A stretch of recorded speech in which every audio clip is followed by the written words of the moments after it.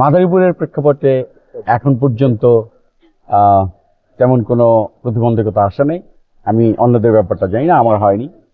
আমি আহ, যতদূর যত সম্ভব যত ইউনিয়নেই গিয়েছি এই পর্যন্ত ভালো সাড়া পেয়েছি, রেসপন্স ভালো। আহ, সবাই ক্যাম্পেইন করছে, সবাই মিলেমিশেই ক্যাম্পেইন করছে। এখনো খুব সৌহার্দ্যপূর্ণভাবেই পরিবেশ আছে। ভবিষ্যৎ কি হবে এটা তো বলা মুশকিল, বাট এখন পর্যন্ত কিছু হয়নি।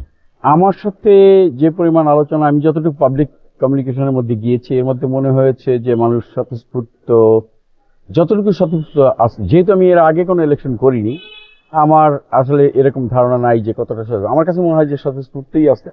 এবং কেউ কেউ বলেন যে আমরা তো ভোটে যাব না, আবার কেউ কেউ বলেন ভোটে গেলে তো আমাদের মনের প্রার্থী যেখানে যেখানে ইচ্ছা সেখানে ভোট দেবো। তার মানে গণতান্ত্রিক একটা স্লোগান বাতাসে ভেসে বেড়াচ্ছে। সেই দিক থেকে আমি ইমপ্রেসিভ। আমি আমি ভালো ফিল করি যে না, জনগণের মধ্যে একটা ভোট কেন্দ্রিক পরিবেশ এখনো আছে।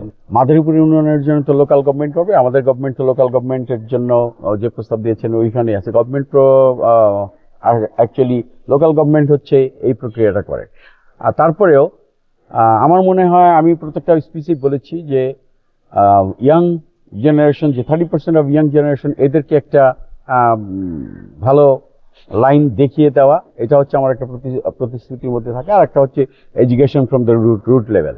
কারণ আমাদের এডুকেশনটা রুট লেভেল থেকে করতে হবে, এই জন্যই যে মধ্যে থেকে কোনো কিছু করলেই ওটা স্বয়ংসম্পূর্ণতা রূপ পায় না। অতএব আমাদের এখন শুরু করতে হবে ঢালাও করে, একদম গ্রাস থেকে শুরু করতে হবে।